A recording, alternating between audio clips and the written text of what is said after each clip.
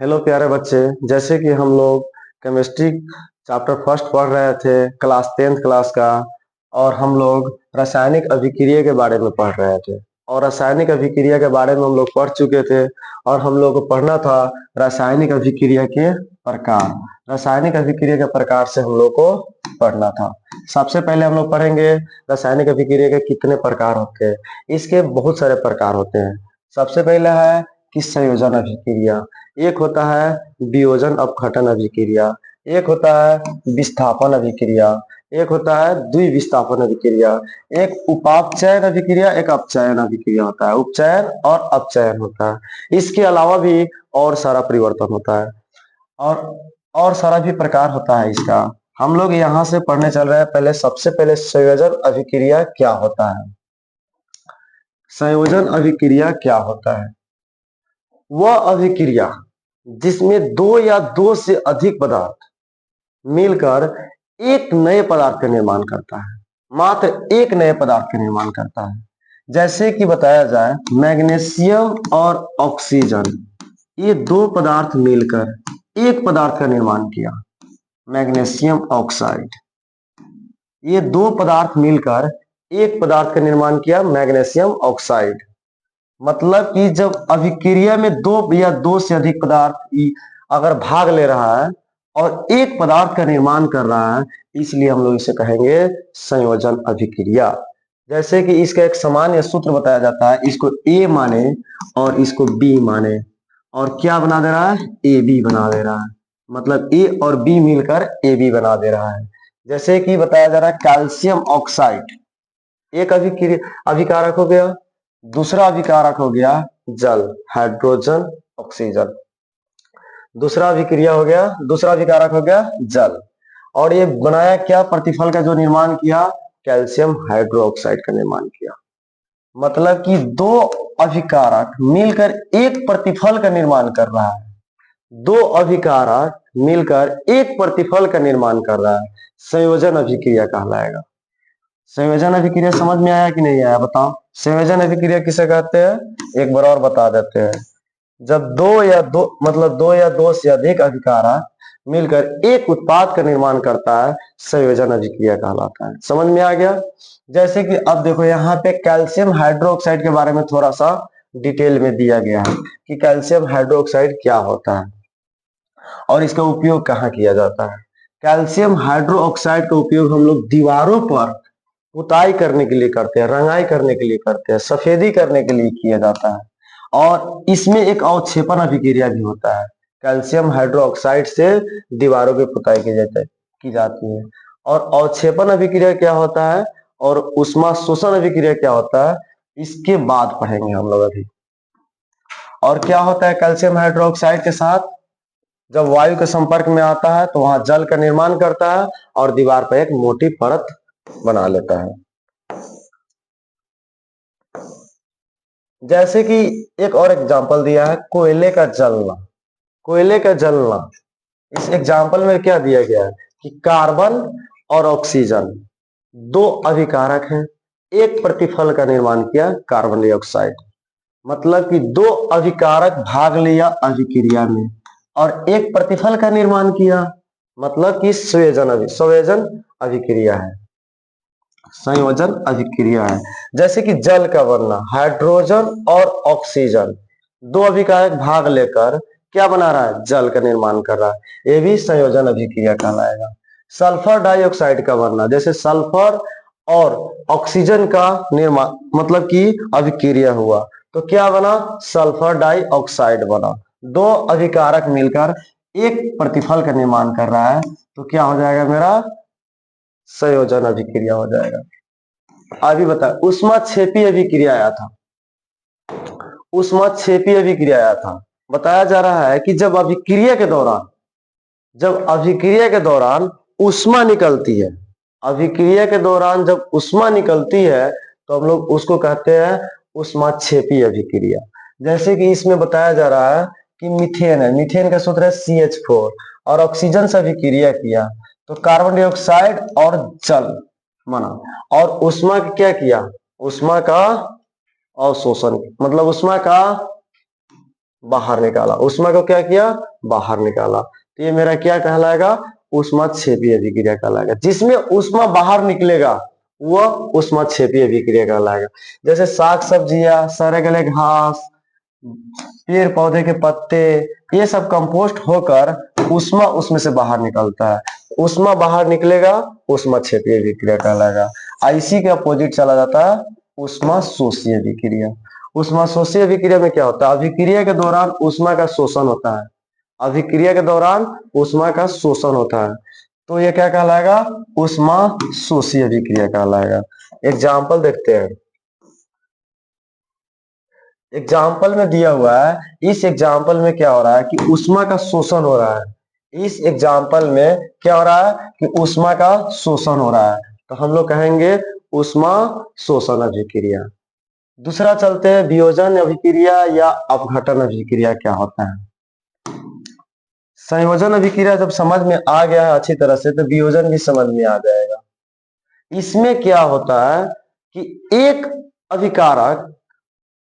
अभिकारक टूट टूट कर 2 या 3 या 4 या 4 से अधिक उत्पादों का निर्माण करता है। ये मेरा कहलाता है विघटन अभिक्रिया या वियोजन अभिक्रिया। संयोजन का अपोजिट है वियोजन, मतलब कि तोड़ दे रहा है। जैसे कि देखिए यहाँ पे एग्जाम्पल से हम लोग समझते हैं। FeSO4 क्या हो रहा है, जब इस पे ऊष्मा दिया जा रहा है तो Fe2O3 SO3 मतलब कि एक अभिकारक मिलकर 3 उत्पाद बना दिया। एक अभिकारक मिलकर 3 उत्पाद बना दिया, तो ये मेरा कौन सा अभिक्रिया कहलाएगा, वियोजन अभिक्रिया कहलाएगा या अपघटन अभिक्रिया कहलाएगा। जैसे कि कैल्शियम कार्बोनेट टूटा, कैल्शियम ऑक्साइड और कार्बन डाइऑक्साइड का निर्माण किया। एक अभिकारक 2 प्रतिफल का निर्माण किया। एक अभिकारक 2 प्रतिफल का निर्माण करेगा तो क्या कहलाएगा, वियोजन अभिक्रिया। 2 से अधिक भी प्रतिफल का निर्माण कर सकता है। इसका एक सूत्र बनाते हैं, AB अगर मान लेते हैं, अगर टूट कर क्या बना दे रहा है, A अलग को बना दे रहा है, B को अलग बना दे रहा है, तो ये मेरा वियोजन अभिक्रिया कहलाएगा। और एग्जाम्पल है, जैसे कि जल को टूटा, जल को तोड़ा गया तो हाइड्रोजन और ऑक्सीजन, ये भी क्या मेरा कहलाएगा, वियोजन अभिक्रिया। एक अभिकारक था 2 प्रतिफल का निर्माण किया। एक अभिकारक जब 2 प्रतिफल का निर्माण करेगा वियोजन अभिक्रिया कहलाएगा। यहाँ भी देख लीजिए एक और एग्जाम्पल देख लीजिए। क्या है कि एक अभिकारक है और 2 प्रतिफल का निर्माण कर रहा है। एक अभिकारक 2 प्रतिफल का निर्माण करेगा, वो मेरा वियोजन अभिक्रिया कहलाएगा। वियोजन और संयोजन दोनों समझ में आया कि नहीं आया। संयोजन में क्या हो रहा था, कि इसमें 2 अभिकारक मिलकर A प्लस बी मिलकर AB बना दे रहा था। और वियोजन में क्या बताया है, कि वियोजन में कि एक अभिकारक था टूटकर 2 प्रतिफल बना दिया, ये मेरा वियोजन अभिक्रिया था। सबसे पहले अब अगला चलते हैं, क्या विस्थापन अभिक्रिया क्या होता है। देखिए, इसको पहले जानने से पहले हम लोगों को जानना पड़ेगा कि कौन सा अभिक्रिया ज्यादा अभिक्रियाशील धातु है, कौन सा अभिक्रिया कम अभिक्रियाशील धातु है। जैसे कि पोटेशियम, सोडियम, कैल्शियम, ये सब क्या होता है, अधिक अभिक्रियाशील धातु होता है। सोना, चांदी, ये सब कम अभिक्रियाशील धातु होता है। हम एक लिस्ट बाद में शेयर कर देंगे आप लोगों से, जिसमें बताया जाएगा कि कौन सबसे ज्यादा अभिक्रियाशील धातु है और कौन सबसे कम अभिक्रियाशील धातु है। इसके आधार पर ये विस्थापन अभिक्रिया समझ में आएगा। विस्थापन अभिक्रिया क्या होता है, इसमें बताया जाता है क्या कि जब ऐसी अभिक्रिया जिसमें अधिक अभिक्रियाशील धातु अपने से कम अभिक्रियाशील धातु को विस्थापित कर देता है, मतलब कि उसको वहां से हटा देता है और उसका जगह खुद ले लेता है, तो ये मेरा कहलाता है विस्थापन अभिक्रिया। विस्थापन अभिक्रिया क्या होता है कि जब कोई पदार्थ अपने से कम अभिक्रियाशील वाले धातु को, जब कोई धातु अपने से कम अभिक्रियाशील वाले धातु को क्या करता है, विस्थापित कर खुद उसका जगह खुद ले लेता है, उसका जगह खुद जब ले लेता है तो मेरा क्या कहलाता है? विस्थापन अभिक्रिया कहलाता है। उदाहरण से समझ में आएगा, उदाहरण से समझ में आएगा विस्थापन अभिक्रिया क्या होता है। जैसे कि मान लेते आयरन था और कॉपर सल्फेट था। आयरन और कॉपर सल्फेट एक साथ अभिक्रिया किया गया, तो जब अभिक्रिया आयरन और कॉपर सल्फेट के साथ हो रहा है तो यहाँ पे आयरन अधिक अभिक्रियाशील होता है किससे? कॉपर से। कॉपर से अधिक अभिक्रियाशील धातु होता है आयरन। तो आयरन क्या करेगा? कॉपर को विस्थापित कर देगा। कॉपर को क्या कर दिया गया? बाहर निकाल दिया गया। और यहाँ पे खुद कॉपर का जगह कौन ले लिया? आयरन ले लिया। मतलब ये विस्थापन अभिक्रिया हुआ। कहने का मतलब कि अपने से कम ताकतवर को क्या कर दे रहा है? हटा दे रहा है। अधिक ताकतवर था Fe, क्या कर दिया? Cu को हटा दिया गया। अगला एग्जाम्पल देखते हैं। अब यहां देखिए, जिंक और कॉपर सल्फेट की अभिक्रिया हो रहा है। जिंक और कॉपर सल्फेट की अभिक्रिया हो रहा है। ये अगर मालूम होगा कि जिंक ज्यादा अभिक्रियाशील धातु है कि कॉपर, तो हम लोग जानते हैं कि कॉपर होता है ना कम अभिक्रियाशील धातु होता है जिंक से। तो क्या करेगा? जिंक क्या करेगा? कॉपर को जिंक विस्थापित कर देगा। मतलब कि कॉपर का जगह कौन ले लेगा? जिंक ले लेगा। कॉपर का जगह कौन ले लिया? जिंक ले लिया। तो ये कौन सा अभिक्रिया कहलाएगा हमारा?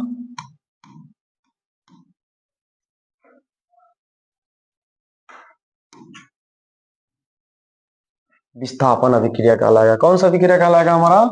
विस्थापन अभिक्रिया कहलाएगा। आगे बढ़ते हैं, विस्थापन अभिक्रिया के बारे में पढ़ रहे थे। एक और है एग्जाम्पल दिया हुआ, इस एग्जाम्पल को भी देख लेते हैं।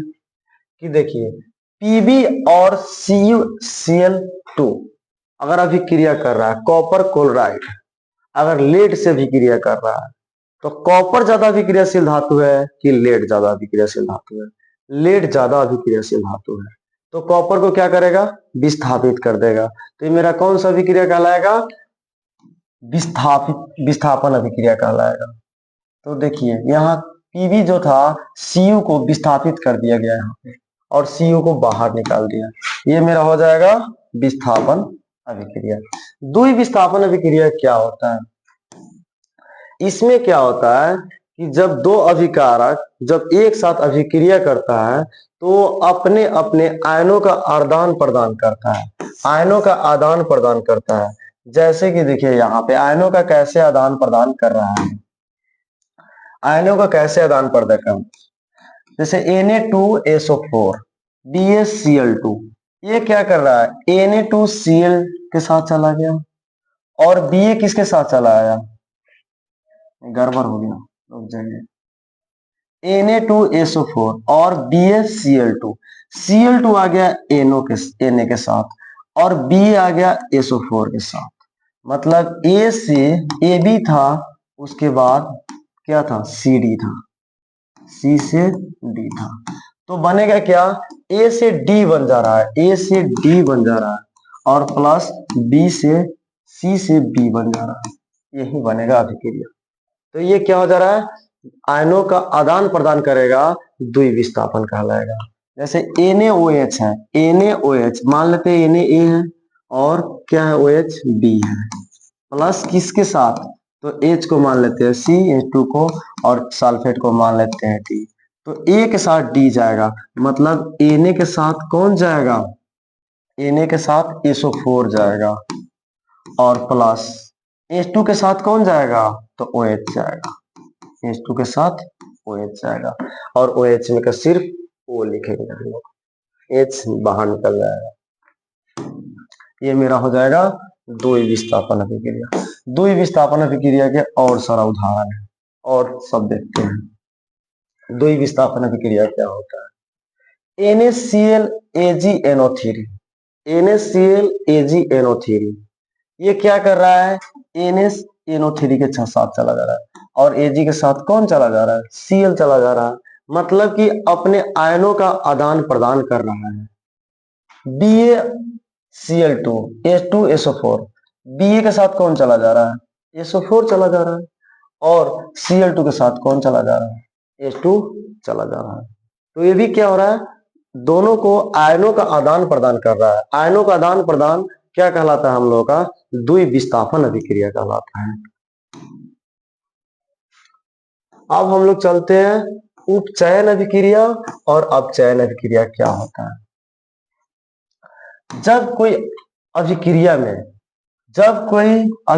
में ऑक्सीजन की वृद्धि हो रही है, किसी भी पदार्थ में ऑक्सीजन की वृद्धि हो रही है और हाइड्रोजन का ह्रास हो रहा है, तो ये मेरा क्या कहलाता है, उपचयन अभिक्रिया कहलाता है। अगर दोनों में से कोई क्या हो रहा है, एक भी हो रहा है, तो मेरा उपचयन अभिक्रिया कहलाता है।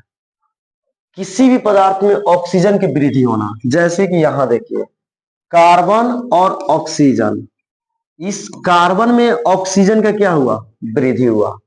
कार्बन में क्या हुआ, ऑक्सीजन का वृद्धि हुआ, तो मेरा कौन सा अभिक्रिया कहलाएगा, तो उपचयन कहलाएगा। उपचयन कहलाएगा जब क्या होगा, ऑक्सीजन की वृद्धि होगा।